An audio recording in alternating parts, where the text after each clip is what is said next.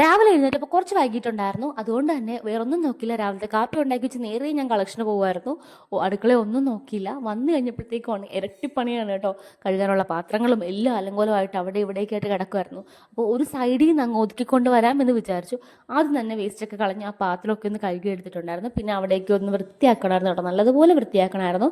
എന്നിട്ട് കഴുകിയ പാത്രങ്ങളൊക്കെ വെള്ളമൊക്കെ പോയി കഴിഞ്ഞപ്പോഴത്തേക്കും കബോർഡിലേക്ക് എടുത്തൊന്ന് വെച്ചിട്ടുണ്ടായിരുന്നു. പിന്നെ അതൊക്കെ കഴിഞ്ഞപ്പോഴത്തേക്കും ഉച്ചക്കത്തേക്കുള്ള പരിപാടികൾക്ക് സിമ്പിളാണ്, കാരണം എല്ലാം ഇന്നലത്തെ കറികളാണ്. പിന്നെ ഇന്നത്തെ കറി എന്ന് പറയാനായിട്ട് ഇഡ്ഡലി സാമ്പാറും ഉണ്ടായിരുന്നു. ഇഡ്ഡലി സാമ്പാറും ആയിരുന്നു രാവിലെ. അപ്പോൾ ആ സാമ്പാർ കുറച്ച് മിച്ചം ഉണ്ടായിരുന്നു. അപ്പോൾ അത് ഉച്ചക്കത്തേക്ക് എടുക്കാം. പിന്നെ ഇന്നലെ ലീവ് ചേട്ടൻ കണ്ണൂരായിരുന്നു കേട്ടോ, ഒരു 10-15 ദിവസമായിട്ട് അവിടെയായിരുന്നു. ഇന്നലെയാണ് വന്നത്. അപ്പോൾ നമ്മൾ ബീഫ് വാങ്ങിച്ച് ഫ്രൈ ചെയ്ത് വെച്ചിട്ടുണ്ടായിരുന്നു. അത് ഇതാ കുറച്ച് മിച്ചം ഉണ്ടായിരുന്നു. അതും എടുത്തൊന്ന് കുറച്ചും കൂടി എണ്ണയൊക്കെ ഒഴിച്ചൊന്ന് ചെറുതായിട്ട് ഫ്രൈ ചെയ്തെടുക്കുന്നുണ്ട്. പിന്നെ കൂമ്പും പരിപ്പും കൂടി ഇട്ട് തോരൻ വെച്ച കറി ഇരിപ്പുണ്ട്, അമ്മ വെച്ചതാണ്. പിന്നെ നമ്മുടെ സാമ്പാറും ഉണ്ട്. അപ്പോൾ ഇതൊക്കെയാണ് ഇന്ന് കഴിക്കാനായിട്ടുള്ളത്. അപ്പോൾ നമ്മുടെ ഇന്നത്തെ വിശേഷം ഇതൊക്കെയാണ്. എൻ്റെ വീഡിയോ ഇഷ്ടപ്പെടുവാണെങ്കിൽ എല്ലാവരും ചാനൽ സബ്സ്ക്രൈബ് ചെയ്യാൻ മറക്കരുത്.